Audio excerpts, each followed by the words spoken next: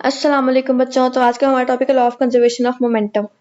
तो ये टॉपिक है, वैसे तो हम पहले वाले भी लेक्चर में इस टॉपिक को डिस्कस कर चुके हैं, लेकिन एक दफ़ा फिर इसको देख लेते हैं कि law of conservation of momentum होता क्या है। ये ऐसा लॉ है जो हमें बताता है कि जो एक सिस्टम है उसका जो टोटल मोमेंटम है ना वो कंजर्व्ड ही रहता है, बेशक वो सिस्टम इलास्टिक कोलिजन के अंदर हो या इन इलास्टिक कोलिजन के अंदर हो, टोटल मोमेंटम सेम ही रहता है। मतलब कि जितना मोमेंटम पहले था सारी बॉडीज का ऐड करके उतना ही मोमेंटम बाद में भी रहता है। इसकी एग्जांपल्स में हमारे पास न्यूटन्स क्रैडल इसकी एग्जांपल्स में हमारे पास न्यूटन क्रैडल और न्यूटन क्रैडल मैंने आपको पिछली वाली वीडियो में बता भी दिया क्या होता है, रॉकेट प्रोपल्जन वगैरह वगैरह। रॉकेट प्रोपल्जन में देखो कि जितना मोमेंटम नीचे से गैसेस जो रिलीज हो रही है उनका है, उतना मोमेंटम ऊपर वाले मास का है जो कि ऊपर की तरफ जा रहा है, जो रॉकेट की बॉडी है। अब ये देखो कि हुआ क्या है, मोमेंटम कंजर्व्ड ही रहता है। इस वाले में देखो कि इसकी वेलोसिटी यहाँ पे है हमारे पास 0, इस साथ ये कोलाइड की है, तो टोटल सपोज हमारे पास मोमेंटम जो बन रहा है ना वो mv बन रहा है। देखो ना, इसका मास है कुछ ना कुछ, इसका मास है कुछ ना कुछ, लेकिन इस वाले का मोमेंटम जो है वो 0 बन रहा है और इस वाले का मोमेंटम mv बन रहा है। ठीक है, इसका 0 क्यों बन रहा है? क्योंकि वेलोसिटी 0 तो मल्टीप्लाई बाय v 0 आ जाएगा, तो इसका टोटल मोमेंटम हमारे पास mv बन रहा है। दूसरे वाले में क्या हुआ, इसका भी वही मास है, ये भी मास है, लेकिन अब इसकी वेलोसिटी क्या है, 0 होगी है और ये किसी न किसी वेलोसिटी से मूव करना शुरू कर दिए।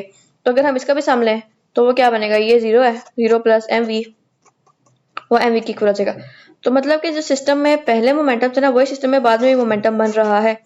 अगर आपको कोई ऐसी चीज नजर आए जिसमें मोमेंटम कंजर्व नहीं हुआ तो फिर वो हमारी दुनिया की चीज नहीं है, वो फिर कोई गलत ही सिस्टम बन जाएगा, क्योंकि यहाँ पे जितने भी सिस्टम है ना सब में मोमेंटम कंजर्व्ड रह रहा होता है। ठीक है, तो एक एग्जांपल थी इसकी। और देखो इसकी एक अगर हम मैथमेटिकल डेरिवेशन चेक करें तो वो हो जाएगा कि mv जितना टोटल mv बिफोर है ना, मतलब टोटल मोमेंटम जितना बिफोर था उतने टोटल मोमेंटम आफ्टर हो जाएगा।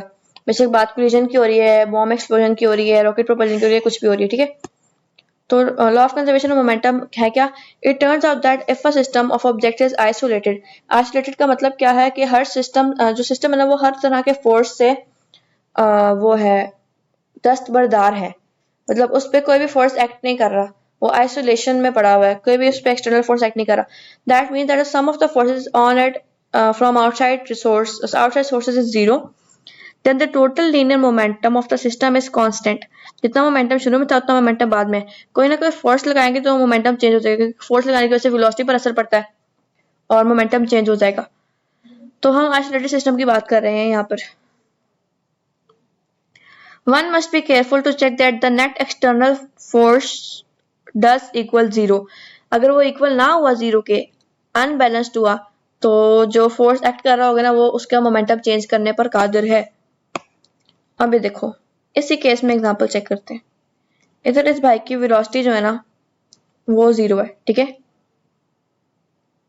इसकी, बल्कि इसका टोटल मोमेंटम इधर 0 है और इधर टोटल मोमेंटम इधर भी 0 ही बनेगा। कैसे, अब देखो जरा, इस भाई की वेलोसिटी अगर हम इस होल की सिस्टम की बात करें तो इसका मास है m भाई का, और इस जिसने हाथ में पकड़ा हुआ है स्क्रू टाइटनर, इसका भी मास होगा m। इसकी वेलोसिटी हमारे पास क्या है, 0, क्यों, क्योंकि उधर ही खड़ा है। और इसकी वेलोसिटी क्या है, इसकी भी 0 है, क्यों, क्योंकि ये भी उधर ही खड़ा है, हिलजुल तो कर नहीं रहा। तो अगर हम दोनों की वेलोसिटीज को, दोनों के मोमेंटम को ऐड करें तो क्या हो जाएगा, m multiply by 0 plus m multiply by 0, तो ये हो जाएगा 0। ठीक है, तो before the collision, before the action momentum क्या था, हमारे पास 0 आया। अब इधर चेक करते हैं, भाई की मास उतनी रही है, इस स्क्रू टाइटनर की मास भी उतनी रही है, वेलोसिटी में क्या फर्क आया है कि सपोज इसने ना 2 मीटर पर सेकंड की स्पीड से उस स्क्रू टाइटनर को फेंका है। ठीक है, स्क्रू टाइटनर इस तरफ गया 2 मीटर पर सेकंड की स्पीड से, तो हुआ क्या है कि ये जो बाइक है ना, जो भी खड़ा हुआ है, ये एस्ट्रोनॉट लग रहा है वैसे तो शक्ल से, ये 2 मीटर पर सेकंड की स्पीड से पीछे की तरफ इसको धक्का लगा है, मतलब इनर्शिया की वजह से स्क्रू आगे फेंका है, तो न्यूटन लॉ की वजह से इसको पीछे की तरफ एक फोर्स एक्सर्ट हुआ इसके ऊपर और ये पीछे की तरफ गया, तो ये इस डायरेक्शन में 2 मीटर पर सेकंड की तरफ की स्पीड से मूव किया, और ये हो जाएगी माइनस, क्यों, क्योंकि डायरेक्शन ऑपोजिट है, तो फिर एक को पॉजिटिव लेंगे और एक को नेगेटिव लेंगे। इनका टोटल मोमेंटम अगर हम चेक करें तो हो जाएगा m v1 हमारे पास क्या आएगा, हम यहाँ पे -2 प्लस m, v2 हमारे पास आ जाएगा 2, तो ये हो जाएगा -2m प्लस 2m, तो क्या हो जाएगा हमारे पास 0। तो देख सकते हो कि जो टोटल मोमेंटम शुरू में था वो टोटल मोमेंटम बाद में भी है। तो ये हमारे पास law of conservation of momentum, कि जितना मोमेंटम हमारे पास शुरू में होता है उतना ही बाद में भी होता है, मोमेंटम कंजर्व्ड रहता है। अब आ गया हमारे पास ये law of conservation of momentum को ये मजीद डील किया हुआ है कि जो मोमेंटम इलास्टिक कोलिजन की बात करें तो m1v1 plus m2v2 equal to m1v1 dash plus m2v2 dash, ठीक है, डैश भी डालनी है। और अगर इन इलास्टिक कोलिजन की बात करें तो क्या होता है, इलास्टिक कोलिजन में तो क्या हुआ था कि ये दो बॉल्स हैं दूसरे की तरफ आ रही हैं, कोलाइड किया ये, और फिर ऑपोजिट डायरेक्शन में मूव करना इन्होंने शुरू कर दिया। इन इलास्टिक कोलिजन में इसका कुछ ऐसा फिनोमेना नहीं होता, थोड़ा सा डिफरेंट होता है। हुआ क्या है कि वही दो बॉल्स हैं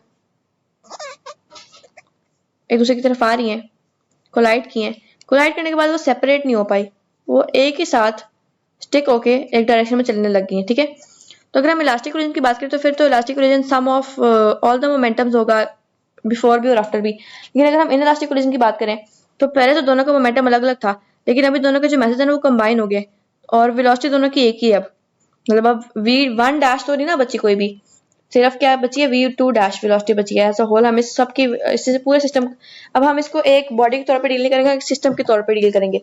तो अब हम बोलेंगे कि इस पूरे सिस्टम की वेलोसिटी जो ना v2 डैश बन गई है v1 डैश का किससे खत्म हो गया। तो इलास्टिक कोलिजन में हम दोनों वेलोसिटीज को पहले भी और बाद में डील कर रहे होते हैं।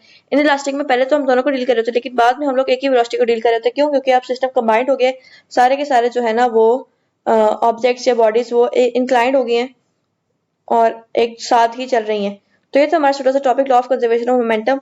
मैंने सोचा कि इसको भी थोड़ा सा डिटेल में हम डिस्कस कर लेते हैं। इसी के साथ हमारा ये वाला टॉपिक भी खत्म होता है। इसको थोड़ा गौर से पढ़ो सुनो, और पीटी भी तो लाजमी रीडिंग करनी ही करनी है। और इसी के साथ अल्लाह हाफिज।